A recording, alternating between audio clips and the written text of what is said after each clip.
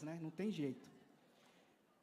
1 Tessalonicenses, capítulo 5, e o verso de número 18, diz assim, ó: em tudo dai graças, porque esta é a vontade de Deus em Cristo Jesus. Realmente, o meu coração, ele se encontra alegre, feliz, e é um motivo de glorificar a Deus, primeiro, pelas oportunidades que Deus tem nos concedido, segundo, por participar de uma igreja, estar inserido no corpo de uma igreja como essa daqui, e, em terceiro lugar, estar convicto da vocação que o Senhor um dia nos concedeu. Todos vocês, a grande maioria que eu acredito, sabe que nós estivemos no mês de março lá no país da Guiné-Bissau, e eu quero, de uma forma bem enxuta, prestar aqui algumas contas do que a gente fez lá e falar para você qual é o nosso objetivo ao voltar lá agora, no dia 11 de janeiro de 2018. Então, primeiramente, no mês de março, nós implantamos lá na Guiné-Bissau, na capital, nós implantamos o CTL. O que é o CTL? O CTL, ele é o Centro de Treinamento para Líderes. Então, o meu objetivo, junto com alguns integrantes da equipe, é poder trabalhar na área de liderança. É uma área que Deus tem nos vocacionado e nós vamos trabalhar lá em 2018, como a gente já tem trabalhado nesses últimos 2 anos, na plantação do CTL, para treinar os líderes ali naquele lugar. Então, qual que é a missão desse CTL lá? A nossa missão é capacitar líderes e pessoas envolvidas em ministérios, sem perder o foco no desenvolvimento do caráter, preparando-os para servir o seu próprio povo. Então, nós pensamos dessa forma: quem são as pessoas mais capacitadas para poder pregar e evangelizar lá naquela região que é conhecido como tabancas, né, que são comunidades? É o próprio povo da Guiné-Bissau. Só que eles não têm o que nós temos aqui, né? Não tem o espaço que nós temos, não tem o privilégio que nós temos de poder sentar e aprender a palavra com pessoas que têm condições de nos ensinar. E nós estamos indo lá exatamente para isso, para proporcionar àqueles líderes uma oportunidade para que eles conheçam os pilares da fé, se consolidem, acreditem no seu chamado, na sua vocação, e que eles possam ganhar aquele país para Jesus. Amém? O que foi feito lá nesse ano, no mês de março e abril? Nós fizemos ali um treinamento e nós falamos sobre o tema igreja. Falamos ali sobre a definição e a missão da igreja, plantação da igreja, crescimento saudável da igreja, a igreja e o evangelismo, missões, um desafio para a igreja. E como resultado disso, vocês daqui a pouco vão ver o fruto desse investimento. Alguém me perguntou, e as pessoas perguntam, mas por que você deixa o Brasil para ir para aquele lugar, falar de Jesus, sendo que no Brasil também precisa, e tem muitos lugares no Brasil que necessitam? Sim, o Piauí, por exemplo, lá no sertão, é uma África brasileira, né? E precisa de investimentos ali. Só que nós, aqui no Brasil, a gente tem uma oportunidade maior, né? Para você ter ideia, na Guiné-Bissau, se você ficar doente lá, você vai ter 39.999 pessoas na sua frente para você ser atendido. Se você for acometido de malária lá, então a chance é somente pela fé em Cristo, né? Então, a dificuldade lá é muito maior. E outra coisa, por que nós vamos para lá? Porque nós não estamos limitados à nossa fronteira geográfica.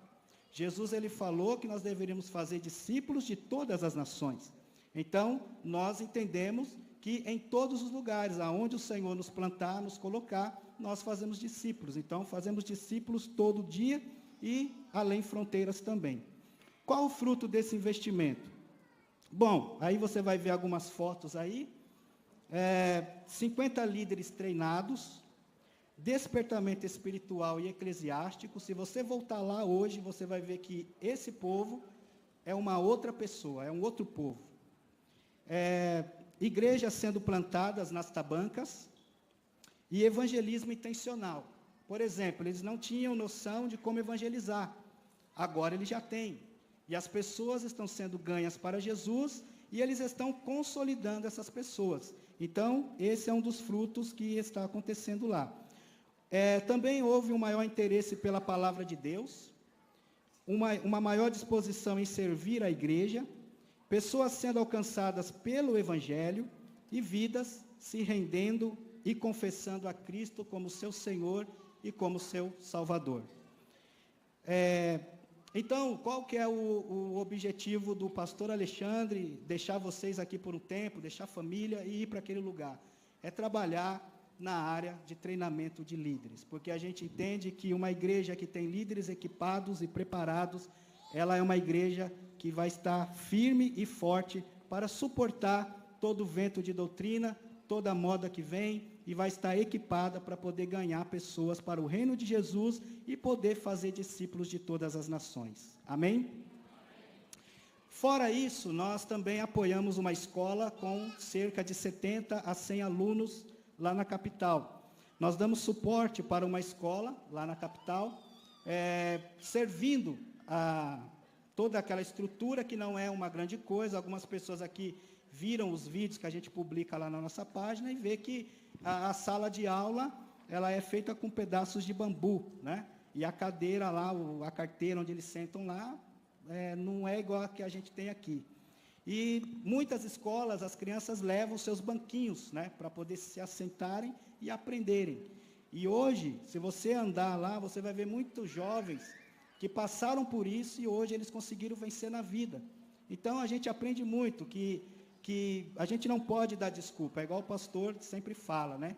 As desculpas são, esqueci, ajuda aí, os pregos que constroem a casa do fracassado. Então, não há motivo para a gente ficar dando desculpa quando a gente quer fazer alguma coisa.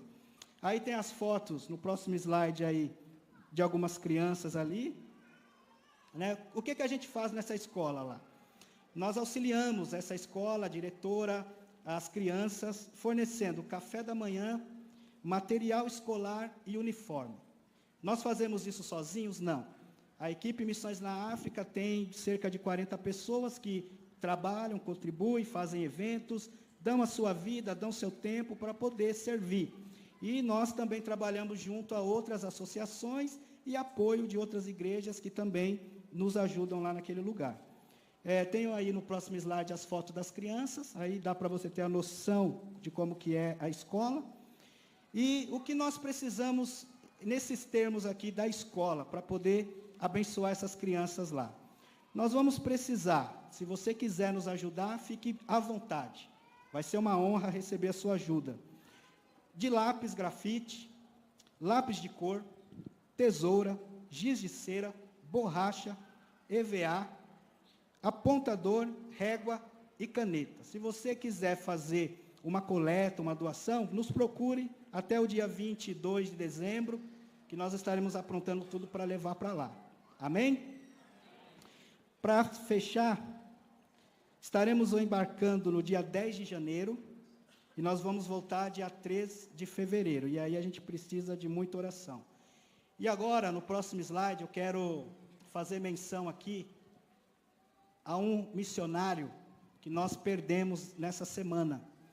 Esse missionário que você está vendo é o Charles Aba.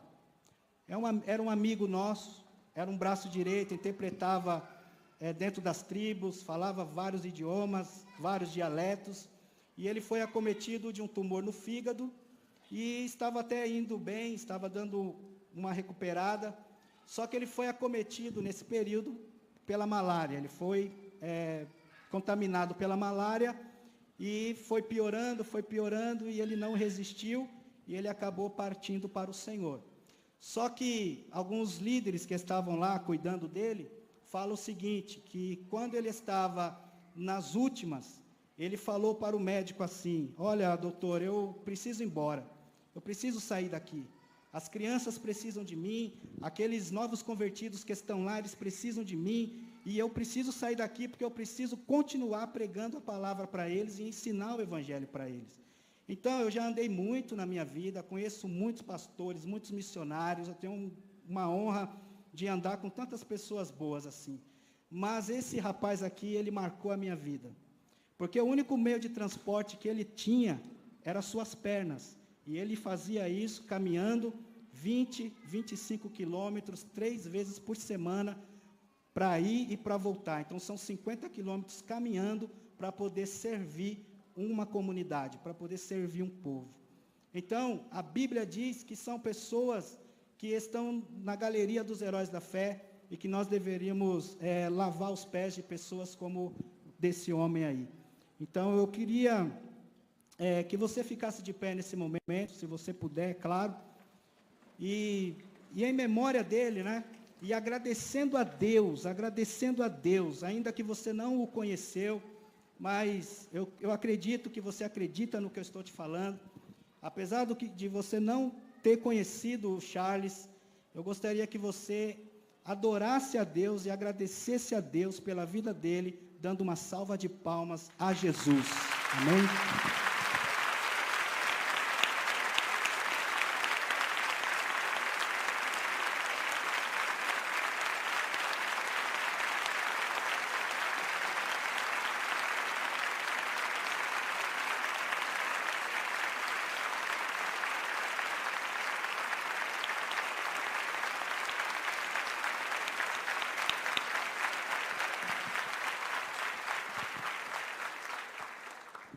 Amém. Pode sentar, eu já estou terminando. Motivos de oração. E eu fico tranquilo quanto a isso, porque eu sei que essa igreja ora. Amém? Sempre que eu encontro alguém, pastor, estou orando por você, estou orando pelos pastores da igreja. Glória a Deus pela sua vida. Primeiro motivo, pela nossa saúde. Para Deus nos guardar, nos dar a graça para poder passar esses dias lá e voltar imune. Amém? Por levantamento de recursos, ainda estamos aí em 50% ou 60% aí de tudo que a gente precisa, deve estar faltando uns 45%. Pela nossa estadia no país, porque o país é estável, se a gente estiver lá nesse período, quer dizer, durante o período que a gente estiver lá nesse país, estourar a guerra, então ninguém sai, ninguém entra. Então, a gente precisa de oração nesse sentido. E também pelo trabalho que será realizado, por um mover de Deus em nossas vidas, para que sejamos usados por Ele, e por nossas famílias que ficarão aqui no Brasil. Amém? Então, quando você estiver orando, ore nesse sentido. Depois, se você precisar desses motivos de oração, a gente passa para você. Tá bom? Então, irmãos, Deus abençoe sua vida. Lembrando de uma coisa, né? Algumas pessoas falam assim, poxa, eu queria ter a coragem que você tem. E algumas pessoas que me conhecem aqui sabem que eu sou muito medroso, né? Coragem teve o Charles, ele teve coragem. E eu ainda tenho que comer muito arroz e feijão para chegar nesse nível aí. Mas assim, o fato de nós falarmos isso daqui não é porque a gente é melhor do que os outros, nada disso. A gente tem as mesmas fraquezas, as mesmas necessidades, os mesmos medos, os mesmos anseios, mas a gente entende que é uma ação de Deus no nosso coração. E um dia, quando Deus falou comigo assim, no ano de 2009, até quando você vai ficar queimando tijolos? Quando eu fui dar conta, eu estava na frente orando e eu falei para Deus, eu não tenho dinheiro, não tenho condição, mas uma coisa, se o Senhor aceitar, eu posso te dar nessa noite. Eu te dou a minha vida.